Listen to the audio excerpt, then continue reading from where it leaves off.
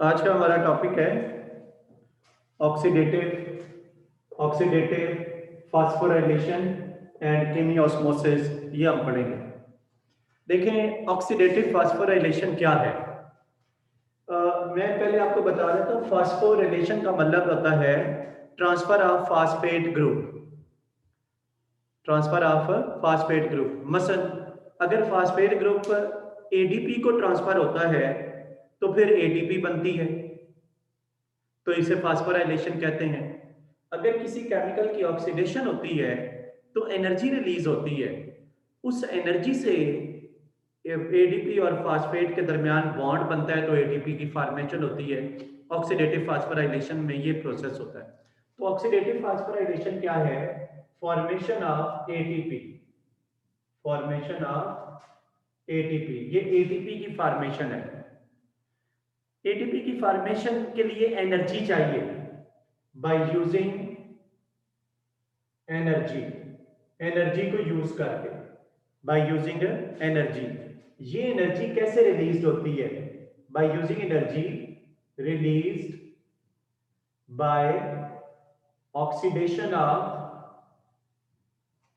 NADH and FADH2। FADH2 इनकी oxidation से energy release होती है। तो ऑक्सीडेटिव फास्फोराइलेशन है formation of ATP by using energy. Energy को यूज करके एटीपी बनाई जाती है। और ये एनर्जी कैसे रिलीज होती है? This energy is released by oxidation of NADH and FADH2। This formation of ATP is controlled. This formation of ATP is controlled by enzyme। Sir class कब स्टार्ट हुई है? आपने लिंक नहीं भेजा था। अभी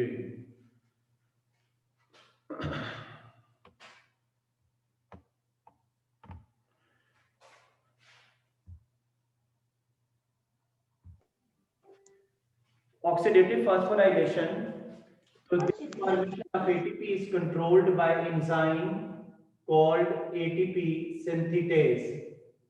ATP सिंथेटेज, एटीपी सिंथेटेज भी कहते हैं, एटीपी सिंथेज भी कहते हैं। और ये प्रोसेस कहां होता है? This process occurs in inner membrane of mitochondria. Inner mitochondrial membrane, inner mitochondrial membrane. और इसमें मैकेनिज्म कौन सा इन्वॉल्व होता है? किस मैकेनिज्म के जरिए होती है? This ATP formation occurs by mechanism known as chemiosmosis. Chemiosmosis, ये कीमियोस्मोसिस के मैकेनिज्म की वजह से होती है। मैं एक बार ये क्लियर कर देता हूँ, आपको ये समझा देता हूँ, और इसके बाद हम आगे ये पूरा इसका मैकेनिज्म देखेंगे कि ये फॉर्मेशन किस तरह होती है, एटीपी की फॉर्मेशन कैसे होती है। ये हम कंप्लीट मैकेनिज्म इसमें देखेंगे।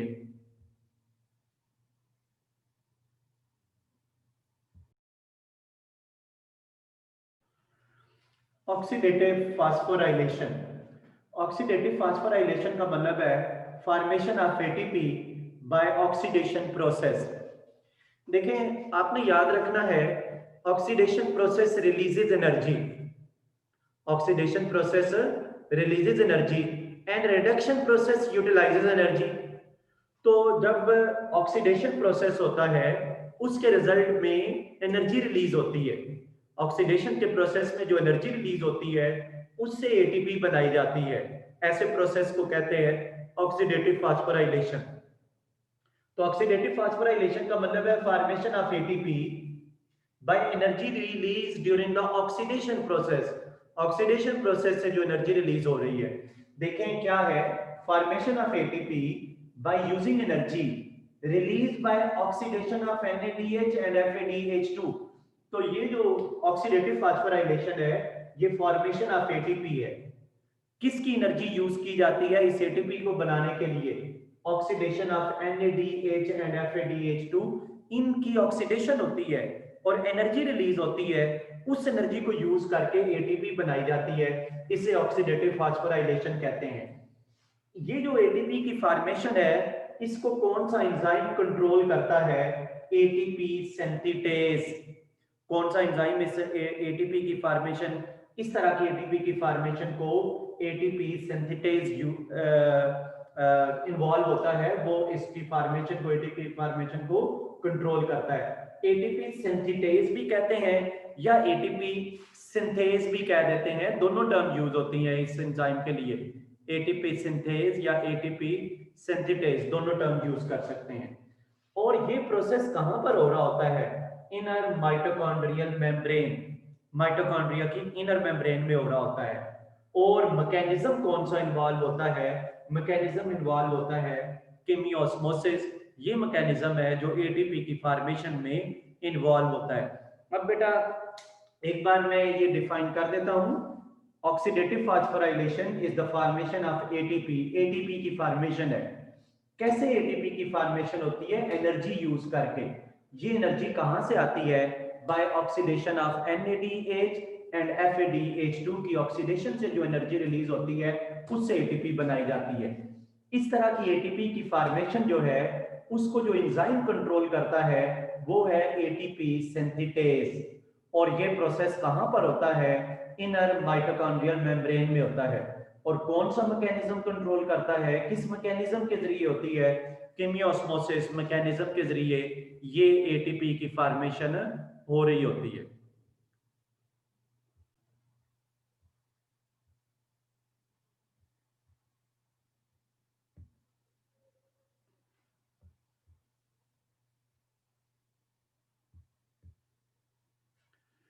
आप देखें, आपको यहाँ पर ये एक डायग्राम नजर आ रही है, और ये जो डायग्राम है, ये है माइटोकॉन्ड्रिया की डायग्राम है।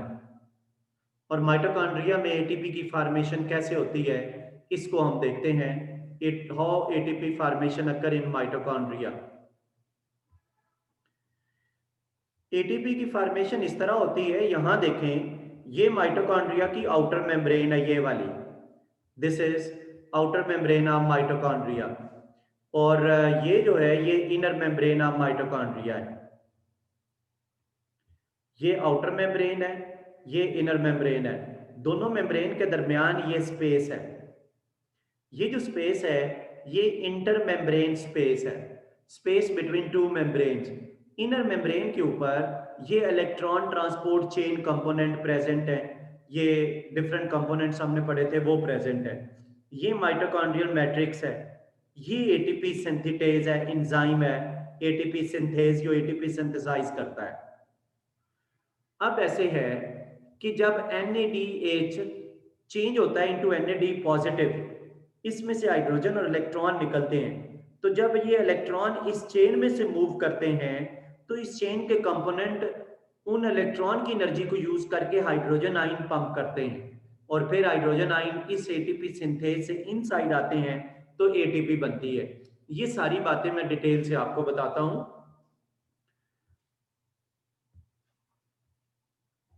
अब ये देखें, मैं एक डायग्राम बनाता हूं, यही वाली, आपको आइडिया होगा कि एटीपी की फॉर्मेशन कैसे होती है। ये आप देखें, ये माइटोकॉन्ड्रिया की आउटर मेम्ब्रेन है।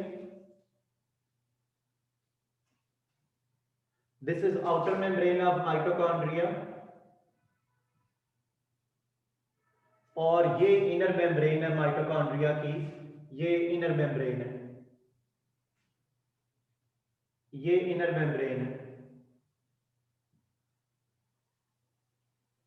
इनर मेम्ब्रेन जो है, इनर मेम्ब्रेन के ऊपर electron transport chain component present है। यहां से इस मेम्ब्रेन को थोड़ा सा मैं इस मेम्ब्रेन में लिपिड बायलेयर आपको दिखा देता हूं। ये देखें, ये यूं करके है, ये लिपिड मॉलिक्यूल्स हैं, ये वाले फास्फोलिपिड बायलेयर है ये मेम्ब्रेन। ये सारी मेम्ब्रेन यूं करके ये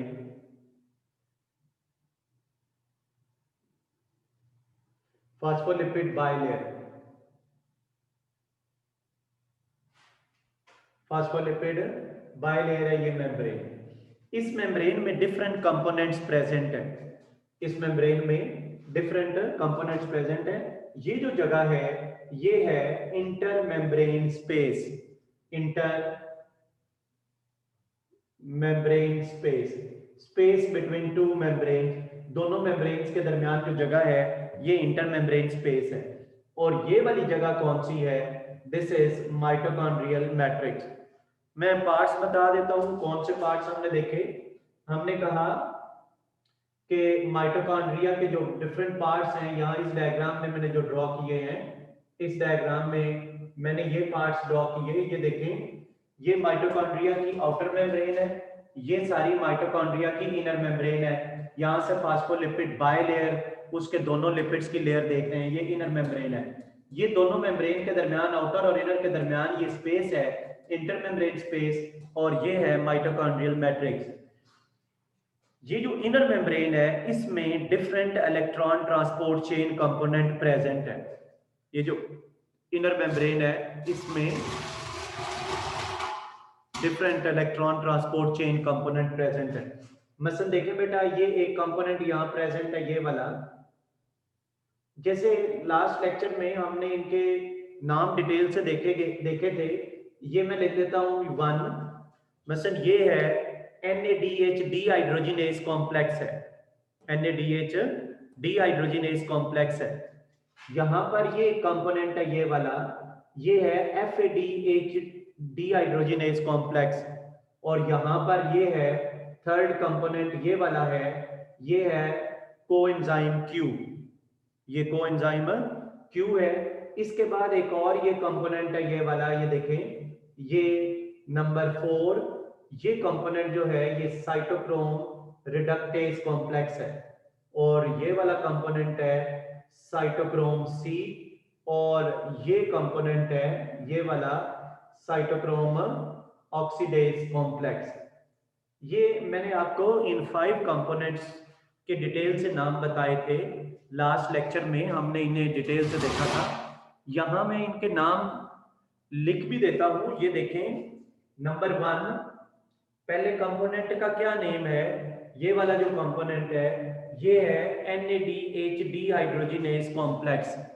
ये जो कंपोनेंट है इसका नाम है NADH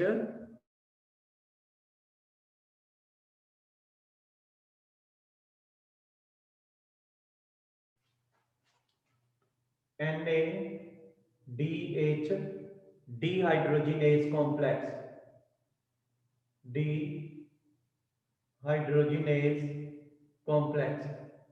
और ये जो 2 है ये वाला, इसका क्या नाम है?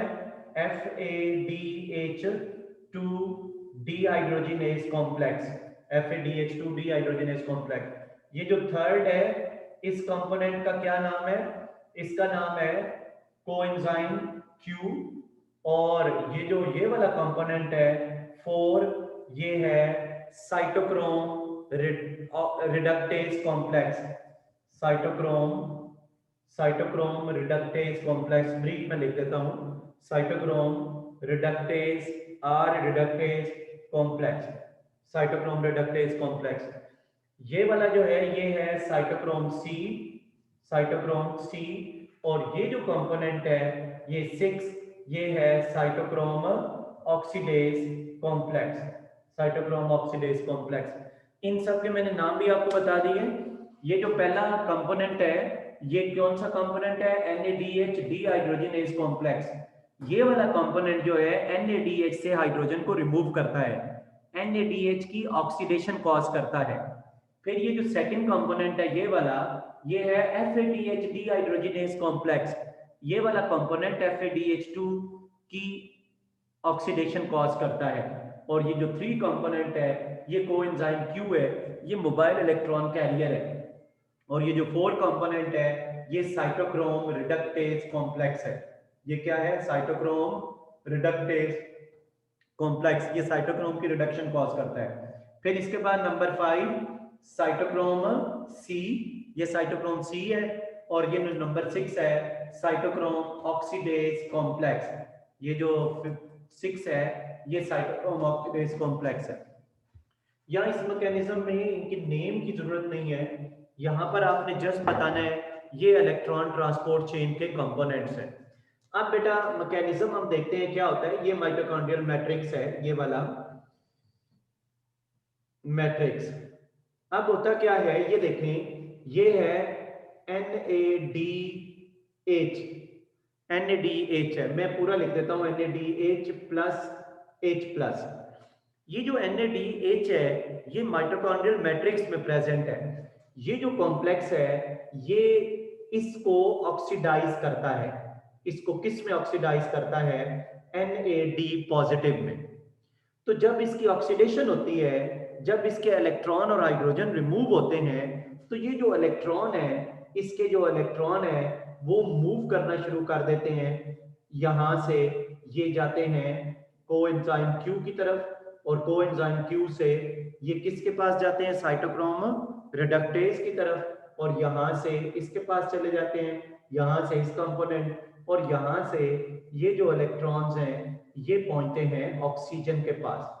ये इलेक्ट्रॉन किसके पास पहुंचते हैं? ऑक्सीजन के पास। देखिए जब ये वाले कंपोनेंट्स इलेक्ट्रॉन को ट्रांसपोर्ट करते हैं तो इलेक्ट्रॉन के ट्रांसपोर्ट की वजह से एनर्जी रिलीज होती है।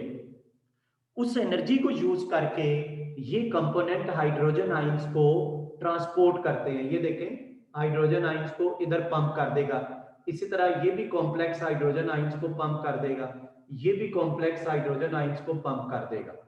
तो ये हाइड्रोजन आयंस जो हैं ये पंपिंग ऑफ हाइड्रोजन आयन हो रही है। किस तरह पंपिंग ऑफ हाइड्रोजन आयन हो रही है?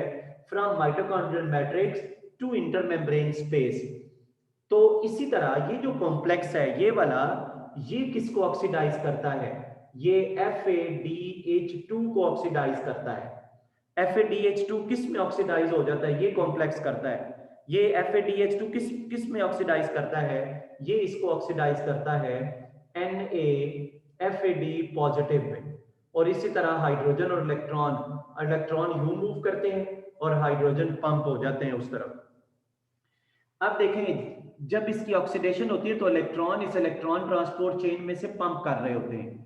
जब इलेक्ट्रॉन पंप करते हैं तो इलेक्ट्रॉन की एनर्जी रिलीज होती है। उस एनर्जी, इलेक्ट्रॉन ट्रांसपोर्ट होते हैं चेन में तो इलेक्ट्रॉन की एनर्जी रिलीज होती है। उस एनर्जी को यूज करके ये जो कंपोनेंट्स हैं ये वाले, ये इलेक्ट्रॉन कैरियर भी हैं और हाइड्रोजन पंप्स भी हैं। ये हाइड्रोजन आयंस को पंप करते हैं। तो इस तरफ इंटरमेम्ब्रेन स्पेस की तरफ पंप करते हैं, इस तरफ दोनों मेम्ब्रेन्स के दरमियान हाइड्रोजन आयन कॉन्सेंट्रेशन हाई हो जाती है। तो यहाँ पर दोनों मेम्ब्रेन्स के दरमियान हाइड्रोजन आयन कॉन्सेंट्रेशन जो है ये ज्यादा हो जाती है, हाई हाइड्रोजन आयन कॉन्सेंट्रेशन, और इस तरफ low hydrogen ion concentration. Hydrogen ion concentration जो है वो लो होती है, वहां पर हाई हाइड्रोजन आयन कॉन्सेंट्रेशन या लो हाइड्रोजन आयन कॉन्सेंट्रेशन। अब एक मॉलिक्यूल जो है एटीपी सिंथेज, उसके मुतालिक देखते हैं। ये एटीपी सिंथेज है जो मेम्ब्रेन में यूं करके प्रेजेंट है, ये इनर मेम्ब्रेन है, इसमें ये एटीपी सिंथेज प्रेजेंट है। एटीपी सिंथेज के टू पार्ट्स हैं, ये देखें एक पार्ट इसका ये मेम्ब्रेन में प्रेजेंट है, ये वाला पार्ट, ये पार्ट मेम्ब्रेन में प्रेजेंट है, और ये पार्ट एक चैनल के तौर पर काम करता है। और second part is directed towards mitochondrial matrix. Second part जो है ये माइटोकॉन्ड्रियल मैट्रिक्स की तरफ डायरेक्टेड है। ये है एटीपी सिंथेज, ये एटीपी सिंथेज है। एटीपी सिंथेज जो है ये कहाँ प्रेजेंट है? ये एटीपी सिंथेज है, इसका ये वाला जो पार्ट है इसे कहते हैं F0 चैनल, F0 चैनल, और ये जो पार्ट है इसे कहते हैं F1 पार्टिकल, F1 पार्टिकल। ये है एटीपी सिंथेज या एटीपी सिंथेटेज, एटीपी सिंथेज या एटीपी सिंथेटेज। ये एटीपी सिंथेसाइज करता है, एटीपी की फॉर्मेशन करता है ये एंजाइम। इस एंजाइम में ये चैनल है ये वाली, और ये जो है ये जो F0 चैनल है ये क्या है? ये एक चैनल है जो कहाँ प्रेजेंट है? This is present in inner membrane of mitochondria. This is embedded in inner membrane of mitochondria. ये माइटोकॉन्ड्रिया की इनर मेम्ब्रेन में प्रेजेंट है। इसमें एक चैनल है और इस चैनल में से क्या चीज मूव करती है? हाइड्रोजन आयंस मूव करते हैं। इसमें ये एक चैनल है जिसमें से हाइड्रोजन आयन मूव करते हैं और किस तरफ मूव करते हैं? From intermembrane space towards mitochondrial matrix, इस तरफ मूव करते हैं। अब ये जो F1 पार्टिकल है, इसका जो दूसरा पार्ट है, ये एंजाइम के तौर पर काम करता है। ये एंजाइम के तौर पर काम करता है। It is projected towards matrix, it is directed projected towards matrix. ये मैट्रिक्स की तरफ प्रेजेंट है और इसकी एक्टिव साइट में एडीपी एंड फास्फेट, इसकी एक्टिव साइट में एडीपी और फास्फेट है। ये एडीपी और फास्फेट को मिलाता है और एटीपी की फॉर्मेशन करता है। आप एक क्वेश्चन लिखें। क्वेश्चन है, what do you know about, what do you know about ATP synthetase? What do you know about ATP synthetase? ATP synthetase के मतलब आप क्या जानते हैं? तो ATP synthetase के मतलब हमने बताना है कि ATP synthetase एक एंजाइम है।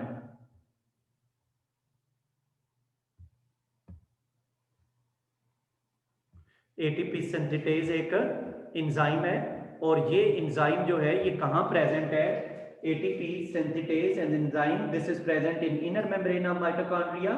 और ATP synthetase इसके दो पार्ट्स हैं, F0 channel and F1 particle. F0 channel एक चैनल है, this is present in inner membrane of mitochondria. ये माइटोकॉन्ड्रिया की इनर मेम्ब्रेन में प्रेजेंट है। इसमें एक चैनल है जिसमें hydrogen ions move from intermembrane space towards matrix. इसका सेकंड पार्ट है F1 पार्टिकल जो एंजाइम के तौर पर काम करता है। It is directed towards mitochondrial matrix और इसकी एक्टिव साइट में एडीपी और फास्फेट हैं, दोनों को कंबाइन करता है तो एटीपी की फॉर्मेशन होती है। तो इसके आंसर में ये सारी बातें बतानी। ये क्लियर हो गया? अब आगे हम चलते हैं, इसके मतलब हमने ये डिटेल्स देखी। अब बेटा मैकेनिज्म में देखें एटीपी की फॉर्मेशन कैसे होती है। ये जो बेटा इलेक्ट्रॉन्स हैं, ये वाले, ये इलेक्ट्रॉन जो हैं ये किसके साथ कंबाइन होते हैं? 2 हाइड्रोजन आयंस और plus oxygen 1/2 O2, hydrogen ions और ऑक्सीजन के साथ कंबाइन होते हैं तो क्या चीज बन जाती है? वाटर बनता है। वाटर की फॉर्मेशन होती है। तो वाटर की फॉर्मेशन, अब क्वेश्चन एक ये है कि where formation of water occur in aerobic respiration. Aerobic respiration में जो वाटर बनता है उसकी फॉर्मेशन कहां पर होती है? तो इसका आंसर क्या है? In mitochondrial matrix. Formation of water in aerobic respiration, formation of water in aerobic respiration occurs in mitochondrial matrix। formation of water in aerobic respiration occurs in mitochondrial matrix।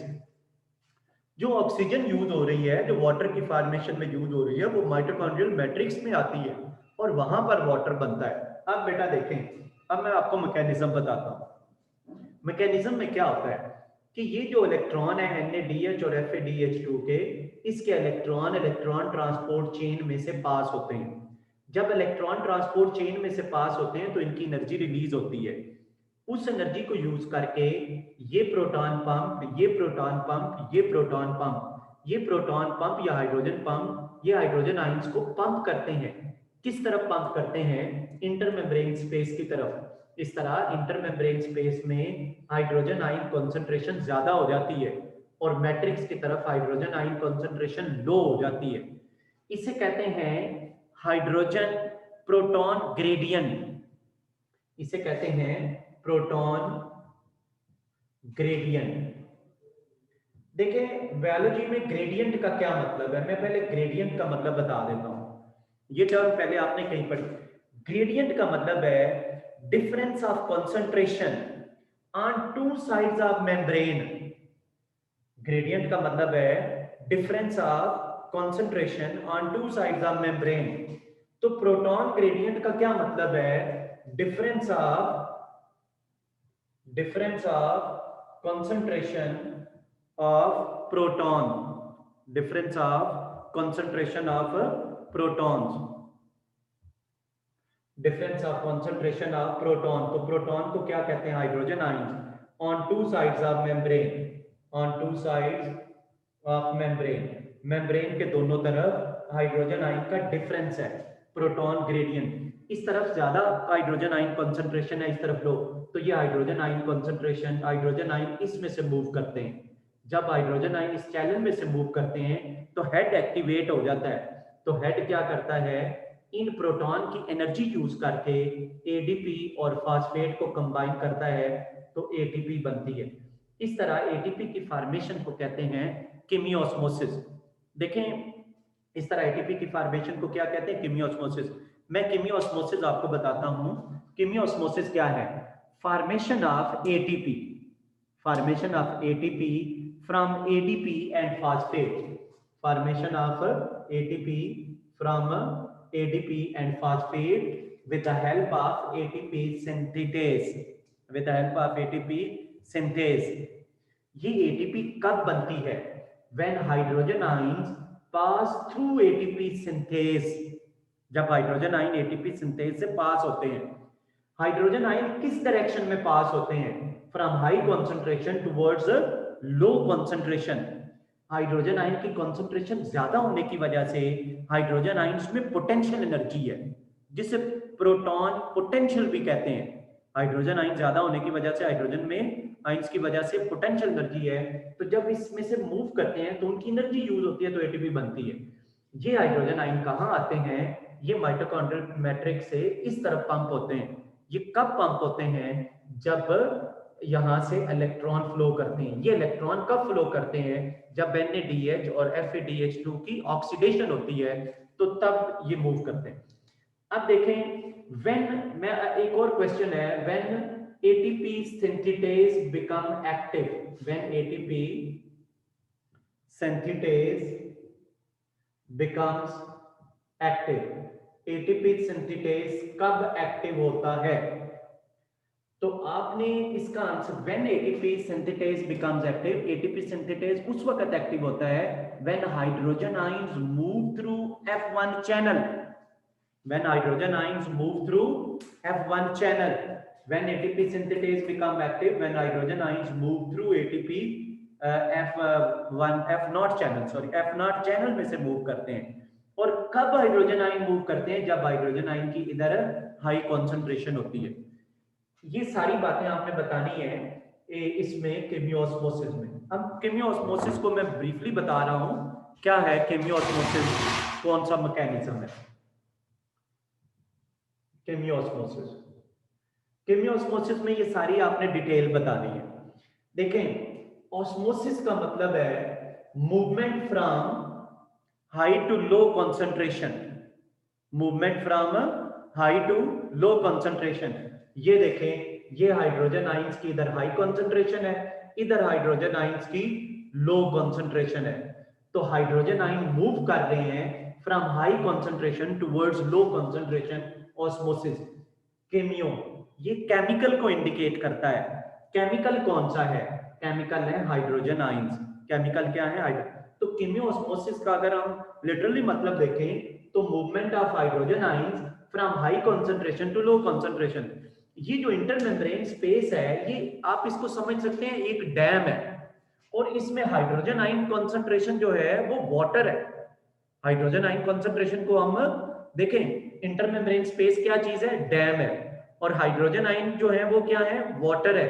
और ATP synthase turbine है। तो जब dam का water turbine के ऊपर पड़ता है तो टरबाइन मूव करती है और उससे फिर इलेक्ट्रिसिटी बनती है। बिल्कुल सेम ये डैम है इंटरमेम्ब्रेन स्पेस।